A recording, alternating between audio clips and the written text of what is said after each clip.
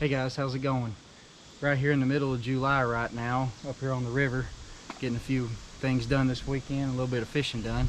I know a lot of people aren't thinking about deer season right now, but I just wanted to kind of go over what I've used for the past three years, something like that now.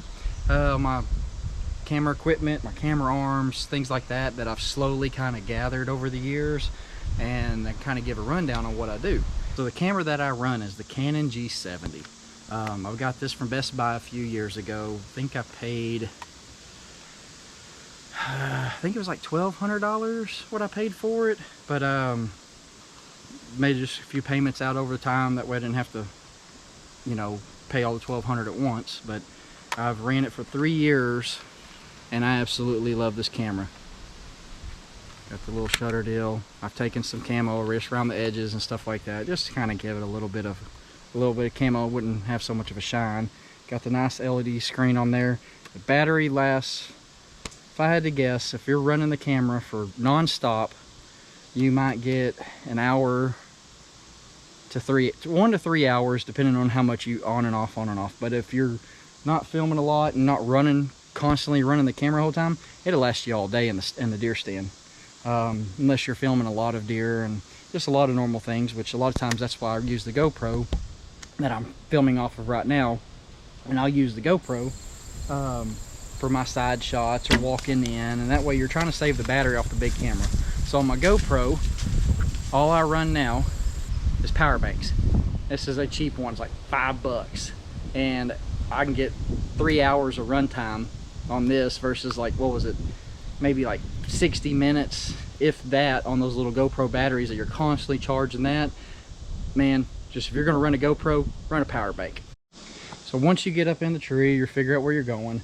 I run the 4th Arrow camera arm setting, and I've ran it for 3 years. I've had no problem out of it. Everybody has different kinds of muddies or whatever you want. It's just whatever you feel comfortable with using. I've ran the 4th Arrow, and I've had no issue with this thing at all on anything malfunctioning. Everything's done like it's supposed to. I will say, get some stealth strip, because this thing right here, without that, very loud before I put that on there and save something. I mean, there's always a buckle or something, you know, when you put your strap on, something's going to catch.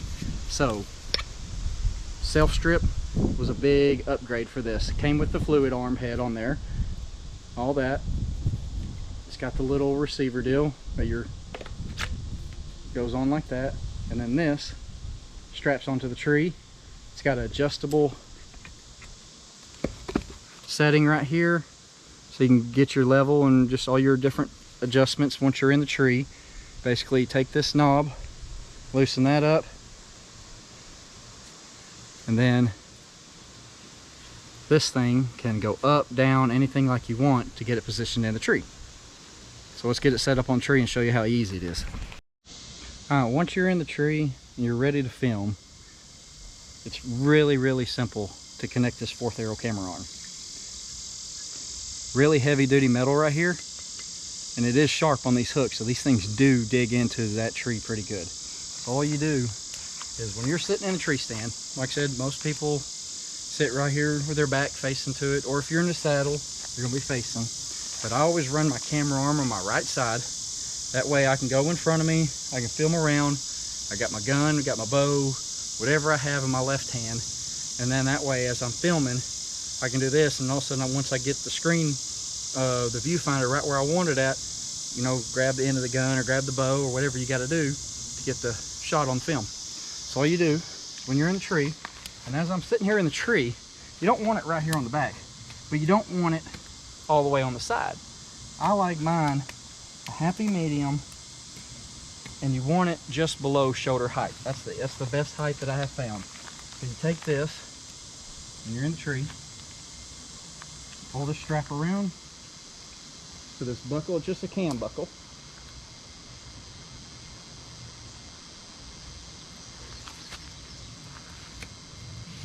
Pull that to you.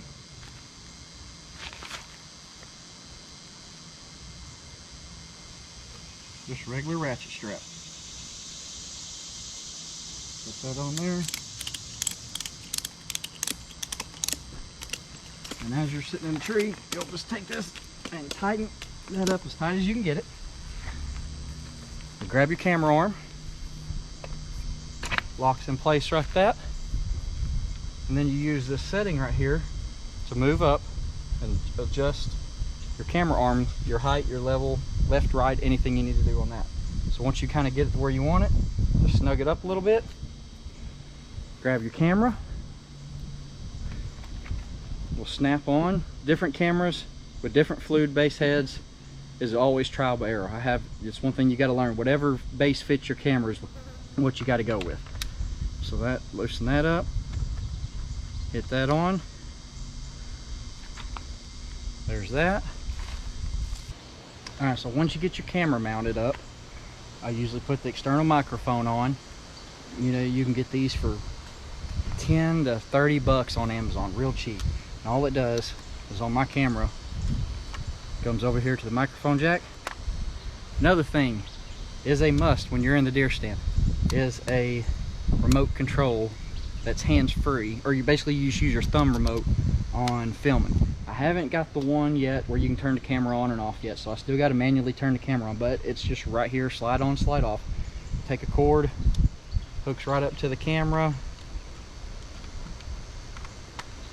This hooks up into that, and now use your thumb. You can hit you record on and off and zoom in, zoom out. All I got to do is one day is I'll upgrade the one where it turns on and off.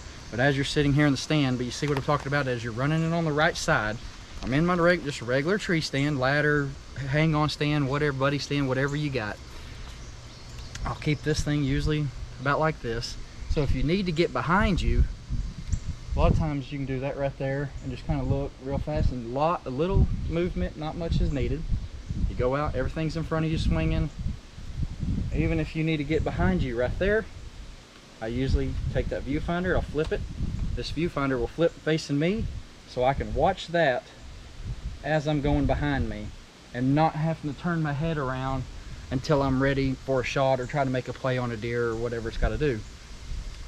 But that's pretty much the setup and how easy it is to run a big camera and a camera arm in a tree stand.